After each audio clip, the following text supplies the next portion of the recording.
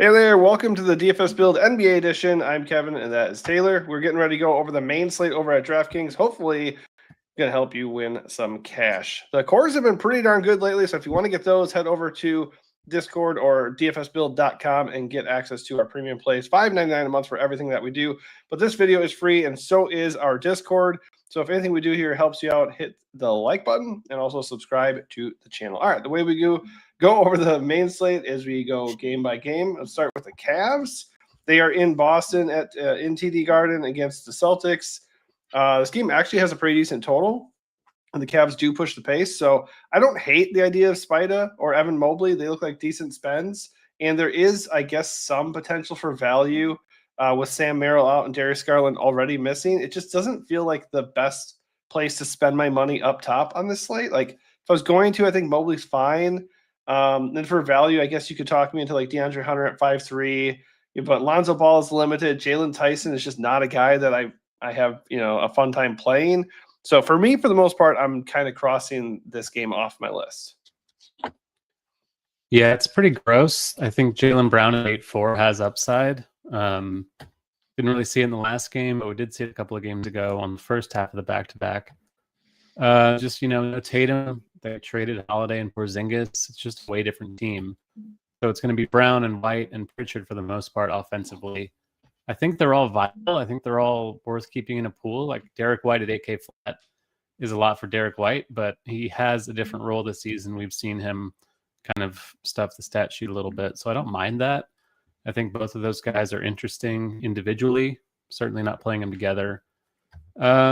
Pritchard at 6.6 feels expensive. I do think there's a ceiling there that we will see on occasion. I just don't know if this is the spot to be chasing it. Cleveland, I'm really not in on the spends, Mobley or Mitchell. I think DeAndre Hunter, like you said, at 5.3 is fine. They are shorthanded. Lonzo Ball at 4.5, maybe in a tournament. But minutes for him are pretty limited. Therefore, the ceiling is also limited. Really beyond White and Brown, it's not a whole lot for me. Yeah, I agree. I think you can certainly talk me into the big guys.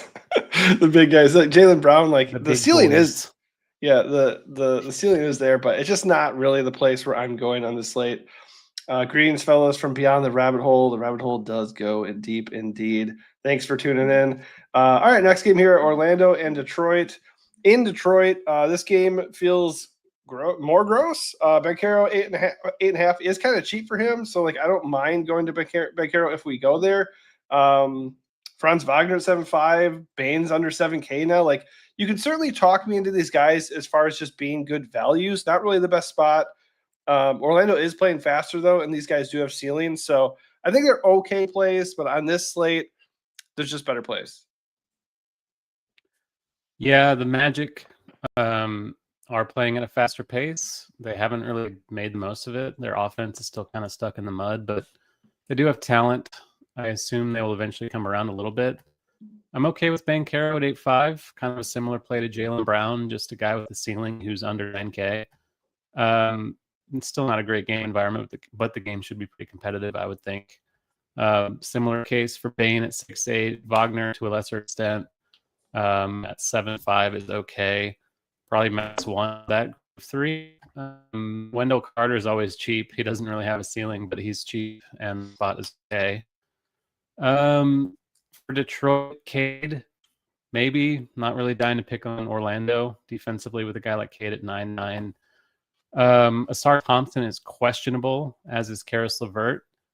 If they're both out, I think Ron Holland is an okay value, assuming he would start in place of Thompson. If LeVert is in and Thompson is out, Holland looks a bit riskier. LeVert himself at 5.6 might be okay in that scenario, but kind of a lot of moving parts. Not a great spot to begin with. Tobias, is always Tobias under 6K. That's okay, but another game that's not really all that exciting. No, I think Banchero is kind of in the same vein as Jaylen Brown. Like, it is a good price. The projection's okay, and we know they have ceilings. So, like, if you don't want to eat chalky Pascal Siakam, I think you can go there. It's just I kind of want to eat chalky Pascal Siakam. That's just where I am currently. Yeah, for the Detroit side, if you're playing on FanDuel, Jalen Duren looks really good there, 5.7. But on DK, he's a little bit expensive for his limited capacity. I mean, unowned Cade Cunningham, you can always talk me into that, 10K, just about. in an up-tempo environment at home. So if that holds, I think that's interesting, especially since as appealing as Jokic is at 11.5K, that's 1.5K in savings for a guy who does have the ability to get you 70 plus fantasy points. So not the worst pay up in the world. Just doesn't project like a god or anything. So just not a priority like we kind of been saying here. Atlanta in Brooklyn with the best matchup on the board. The Nets are very bad defensively.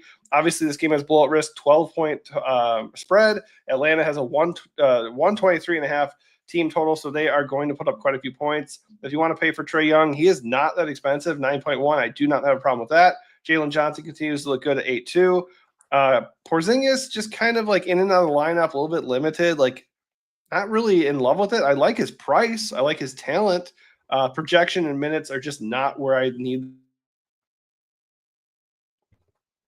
I think Porzingis is a pretty good turn play.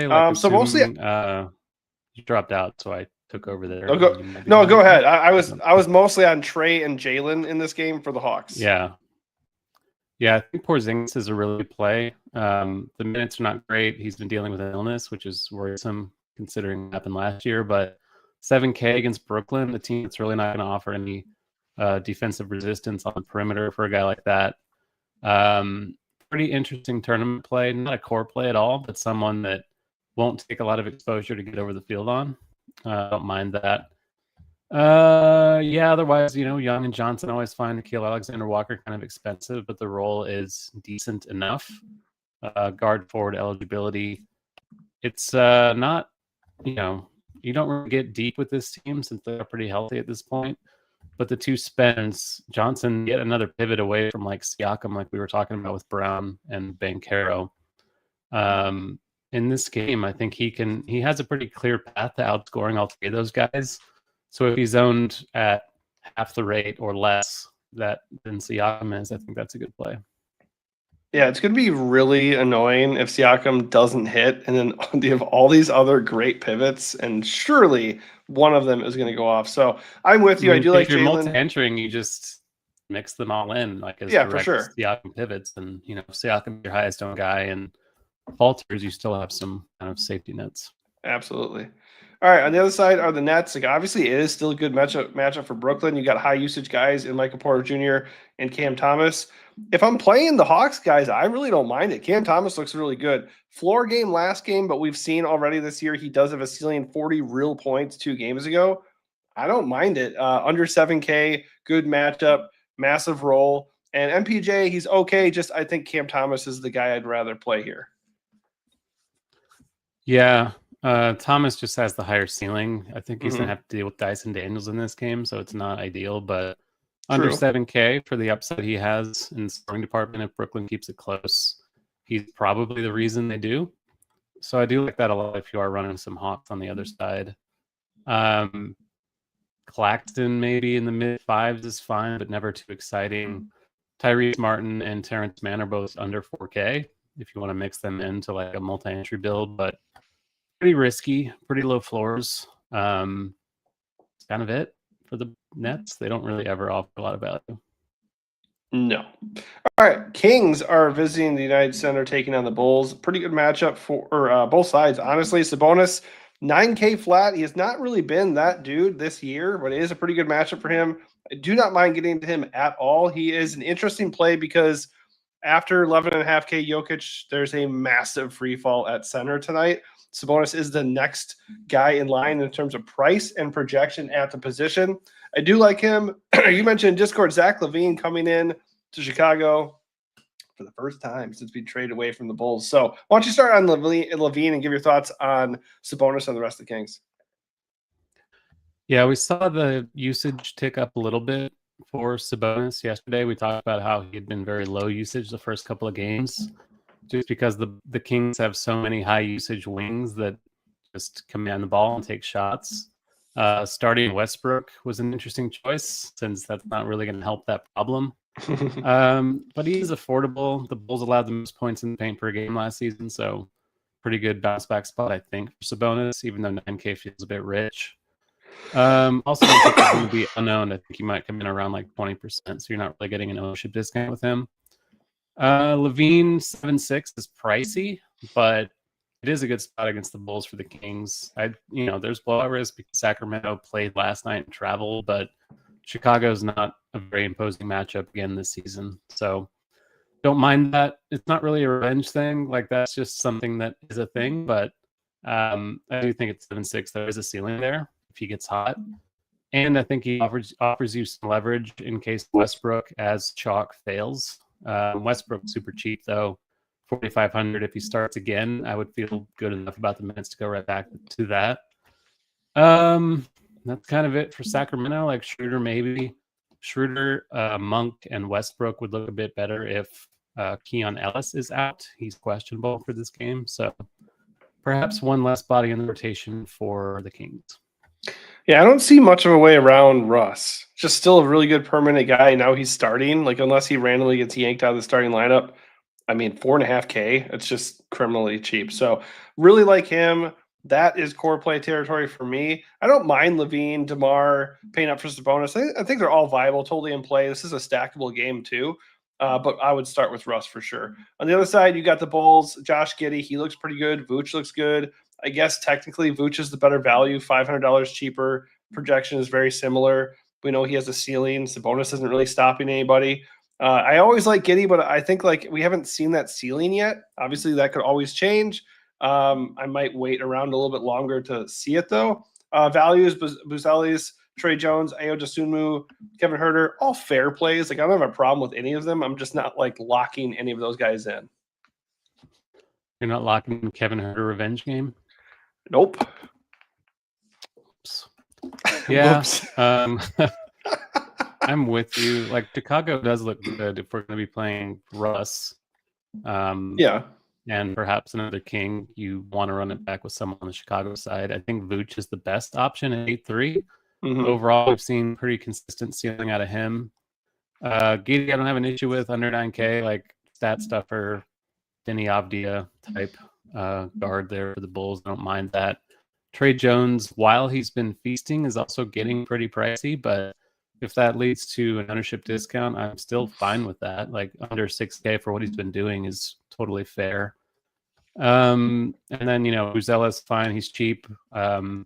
If he's really owned again, I'm not super psyched about Buzelis, but it doesn't look like he's going to be as chalky as he was on Monday. So I'm okay with Buzelis as well. Yeah, like I said, I don't have a problem with any of the Bulls guys. If you want to just stack up the game blindly, like, I don't really care that much about that either. Giddey is just going to be – Giddey is tough. Giddey's very interesting because in GPPs, like, he does have a path to like 60-plus fantasy points. So I do want to get a little bit of exposure to him for sure, but it's not like he's unowned either. Indiana, they are the chalky stack of the night because they're undermanned. They got a lot of bodies out. Siakam projects really well. He's still not expensive enough. And then everybody else that we would consider here is just really, really cheap. You said in Discord that this is annoying. I agree, but at the same time, I feel pretty good about it. 3.8K Ray J. Dennis is not really like the guy I want to play. It feels very much like Fears the other day, if not worse. But the minutes have been there. He is really cheap, so the risk is kind of baked into that salary. The question is, like, how many Pacers is too many Pacers? I think you can get away with 4, but in that, like, maybe like if I'm playing 3 or more, I might force a Mav on the other side, but they're just wildly cheap. They're wildly shorthanded. They have no guards. They have no centers. They waived James Wiseman, I think, yesterday. So they're kind of just out of healthy bodies. So we'll see what happens. I feel better about Ray J. Dennis than I do about Ben Shepherd, but they're both good plays. Shepherd's just historically a very poor per minute guy. Mm-hmm. But he does have guard forward. He's 4,200. The minute should be pretty secure, so he's perfectly viable. Dennis coming off the bench, 27 minutes in back-to-back games, not a comfortable play either, but he's so cheap that you don't really need him to completely crush in order to get there for you. I do think he's fadeable just because Ray J. Dennis pulling 30+% ownership is a little bit horrifying on a pretty big slate. Yeah. Jarris Walker, the price is coming up, but still affordable, still getting minutes off the bench. Tony Bradley, even at 3.5. Like, we'll see who starts at the 5. I think they started Jay Huff at the 4 a couple of games ago. there are just a lot of moving parts with the front court beyond Siakam. Like, I feel great about Siakam. Dallas has been not good defensively, even in the front court. Siakam just has a monster role without Mathurin and the other guys. So he's good. We talked about the pivots from Siakam, though. There are plenty of those. And then I think you can get away with 4 of these guys, at least, or at most, in the lineup. Yeah, like I'm like really comfortable eating the Siakam chalk. All these guys are pretty owned. I think Neesmith is a little bit sneaky, not owned at 5.5K. Obviously safer than Ben Shepherd or Ray J. Dennis for sure. They don't have any bodies. Like there's going to be usage going through all these dudes, and Walker, Shepherd, and Ray J. Dennis are just really cheap. So that's where I would start. I would start with the value and Siakam, and I think 4 Pacers sounds about right. I just think if you're doing a lot of lineups, you might want to kind of rotate, Ray J out and Neesmith in, or maybe cut it down to 3 in some spots. But it's just a really hard spot to get away from. In the name of the Pelicans, maybe this one could not blow up in our face. That'd be great. On the other side, you mentioned a run back. I don't mind that, but I also don't think we have to force it just because the value is just so good that like the Pacers feel super necessary. But nobody on the Mavs like really calls to me. Having said that, Cooper Flagg does look like a good value at 6.6. PJ is okay at 6.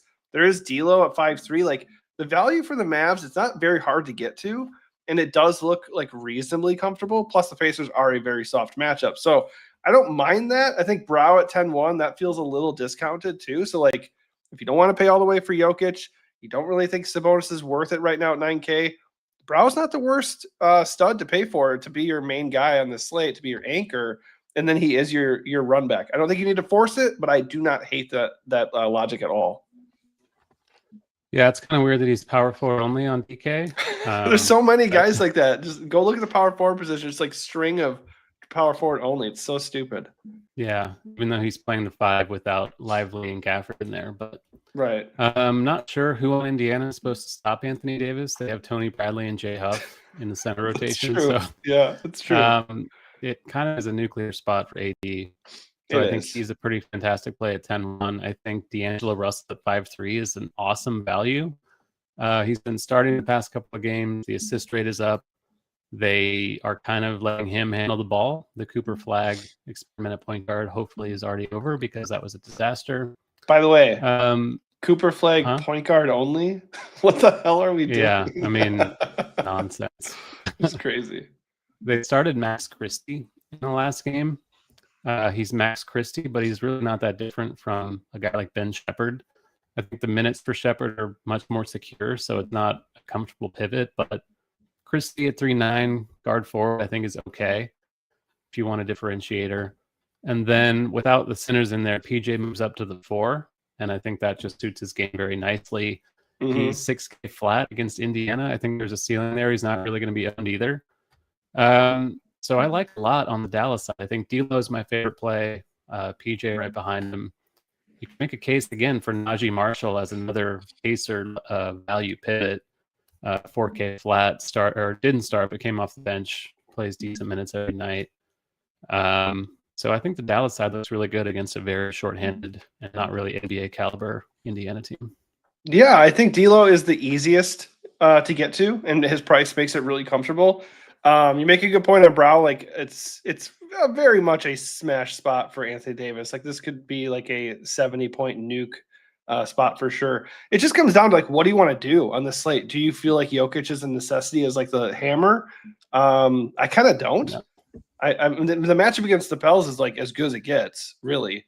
But that's also major blowout risk if Zion doesn't play. So like Jokic could be looking at like a 50-point 3-quarter game, and then that's it. And then you don't get that maximum ceiling. So I think Brow is a really good spend up, and D'Lo is a good place to start if you don't want Brow as a run back in that game. All right, Portland in Utah. Utah has been better than expected. So Denny looks pretty good here at 8.5. Projection does not blow me away. I love Denny. Was so good down the stretch last year. Still has a really good role. He's just been rock solid, but they're just kind of all eating into each other right now. You can certainly play him against the Jazz. I will definitely keep him in my player pool and look at him quite a bit. But no Blazers really stand out. I think Klingon at 6.3 is okay, but the minutes are kind of capped. If I play a Portland Trailblazer, it would be Denny. I think it would be Holiday for me.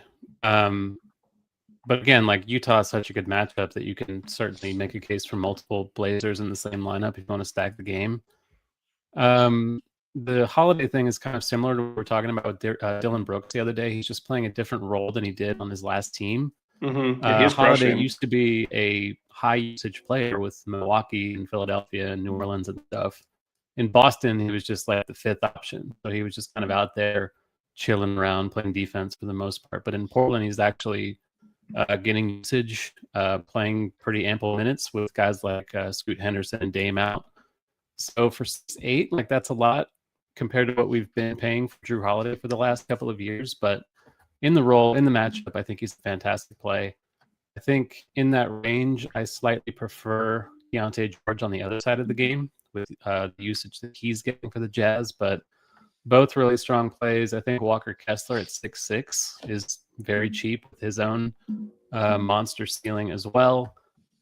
Markkanen's price has come up. He was insane in the last game. I think he had 51 actual points.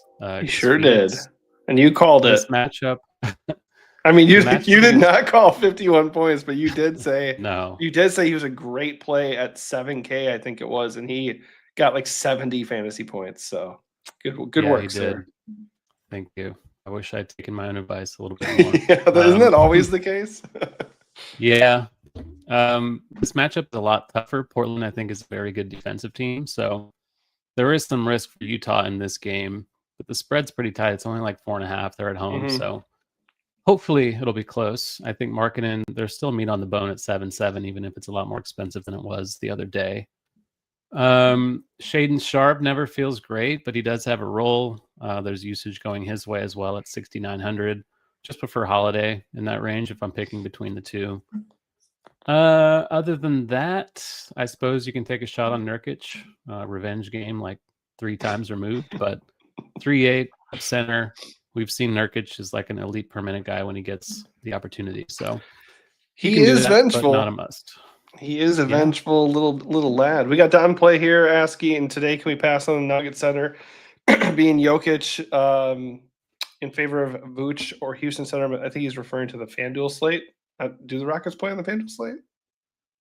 The Rockets play early because they're playing Toronto, and Toronto's playing early to get out of the way. Okay, so I think we've kind of already answered that as far as like we both do like Vooch a little bit. We both really like Anthony Davis. So yeah, I think you can certainly get away with not playing Jokic on this slate. That's kind of where I'm leaning, but it's Jokic. So if you want to play Jokic, you certainly can play Jokic, and there is value. Like you could stack up the Pacers, Russ, D'Lo, and certainly get to Jokic without trying that hard. You just have to commit to it. That's all. The Portland Utah game, another thing about it is it's really not getting a lot of ownership, which is kind of surprising. We do have good game environments like Sacramento, Chicago. We have a lot of Indiana ownership, but this game, I think, has as good a chance as any other to be the highest scoring game on the slate. Mm-hmm. And if nobody's playing it, then I think you can kind of lean into that. Yeah, man. I mean, like Lowry, his prices come up, but he's coming in at like 5% ownership. That's interesting. None of these guys are really that owned. Keontae Kessler maxing at like 20% currently. I mean, that could be outdated by the time lock, but on the other side, Drew Holiday's picking up a little bit of ownership, but Denny's not owned at all. So stacking games, obviously, you need luck to go your way a bit there, but I agree. It is a very good game environment, and there are appealing plays from both sides. So definitely will be a little bit over on those numbers personally. Zion remains questionable. If he's in, I guess he would be a pretty darn good play at 9-7 to end the night. Projects fine, and he's not going to be very owned because he's an injury risk and nobody wants to wait that long. I'm personally probably not going to do it. I'd rather just go get Brow, who feels safer. So cue the in-game injury, right? But Zion obviously is always going to be play if he's there. If he's out, Trey Murphy, Jordan Poole, they would look good.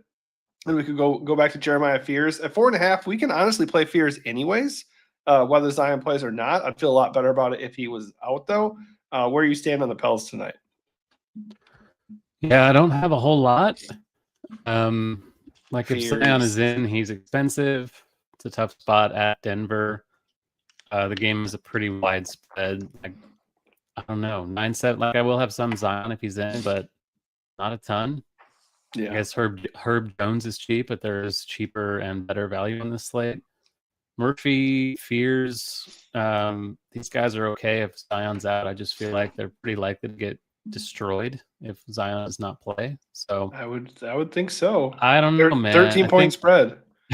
Yeah, I think Fears burned us the other night, but he did take like at least 11 shots from the field. He didn't make them. He has no fear when it comes to launching shots in the air. That's for sure. He was a very good player at Oklahoma last season. He was a top 10 pick, I think, of the Pelicans. So he does have some pedigree. He's not like a second round pick rando that's just coming in here. I think he does have legitimate upside. So if you want to wait on the news and risk it, I think he's a pretty good play in the tournament. But I like him anyways. I don't think we need to wait on the news. I think it's a GPP play. It is risky because number one, he was ass last game, but number two, we don't know about Zion yet.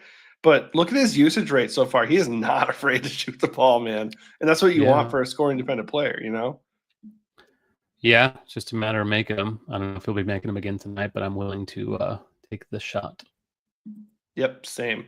So the rest of the Pels looks pretty gross and a little bit risky. Jokic, best projection of the slate, almost also the most expensive. Obviously, the thing with Jokic is like very good matchup. And if the game doesn't blow out, you could be looking at like a 90 bomb or something. So you don't really need a big sales pitch for Jokic. I think you just need to take a stand. My stand is fading, and hopefully my plays that I use in lieu of him hit, and he does not end my soul at the end of the night. Either way, Jamal Murray is viable at 7.8K. Totally fine. Decent projection. Obviously, just as good of a matchup. Aaron Gordon at 6.8 feels steep. Christian Brown at 5.3 is okay and not really that interested in anybody else. But if you want to play the blowout game and it is such a good matchup, you could take a shot on some Nuggets punts to close things out. Not really something I feel like I want to do, though. Yeah, I don't really like to chase the blowout on a slate like this where there is a lot of other value in actually good spots. So it feels a little bit thin. Like Jokic is easily the top play on the slate by hundreds of miles. So I think he's perfectly fine. I'm willing to play him. I'm still going to have a ton of him, even though I am concerned about the Pelicans' ability to keep the game competitive. But we've seen Jokic get there in 3 quarters before anyway. So 11-5, it's not like we're paying top dollar for him either. And there's a ton of value on the slate. So I'm more likely than not to play Jokic if I'm playing one lineup, but he won't be in every lineup for sure. No, certainly not. Okay, that is going to do it for us. Before we wrap things up here, if you're not playing Jokic, who is the top spend that you're going after? Anthony Davis, easily. Yeah, I think at this point that would be the case. I do really not mind dropping down another tier, though, and kind of living in that 8K range with Siakam, Denny, Giddey, Banchero, Jaylen Brown. Like, there's just a lot of – and Sabonis just right above it at 9K. Like, a lot of really, really strong plays in that next tier. And I'm very comfortable living there on this slate in particular. But yeah, Brow is going to be a tough pass given all the Pacers we are playing on this slate. Like, it's really tough to say, oh no, I don't need to come back when you're playing like 4 Pacers. All right, for the values here, there's a lot of value that's obvious. Is there one value that people are overlooking that we can pivot off of Indy and feel good about? I think Jay Huff on Indy is a pretty decent pivot away from some of the other Indy value at 3,300. Power forward, center eligible, usually a pretty good per minute guy. Minutes have not been safe, but again, they did get rid of Wiseman. So, one less starting center that they've run out there so far this season. I think he's okay. We mentioned Fears. We mentioned Max Christie being okay, not great. Yeah, I think the Indiana value is something you really don't have to get away from, though. I think that's just something to take advantage of while they're also cheap. Oh, I clicked out the wrong thing. Yeah, so the one I was going to say, I think I already said it, but I'll say it again, is going to be Aaron Nesmith. I think just right now he's projecting for no ownership, and he's just in that same stack of Pacers. So if you feel not so comfortable about whether it be Walker or Ben Shepherd, who are getting up there a little bit, because Dennis just feels like even at like 38% ownership, he's just the cheapest. He's like the best cheap value that we have on this slate. But Neesmith, 5.5 for a guy who's going to have a big role with a lot of minutes is pretty interesting at sub 10% ownership. All right, that is going to do it for us. Hopefully this does help you out. If it did, hit the like button, subscribe to the channel, come join us in Discord. If you're not there already, that is 100% free. If you want to catch our premium plays, dfsbuild.com, just $5.99 a month to get everything that we offer there. All right, thanks for watching and good luck.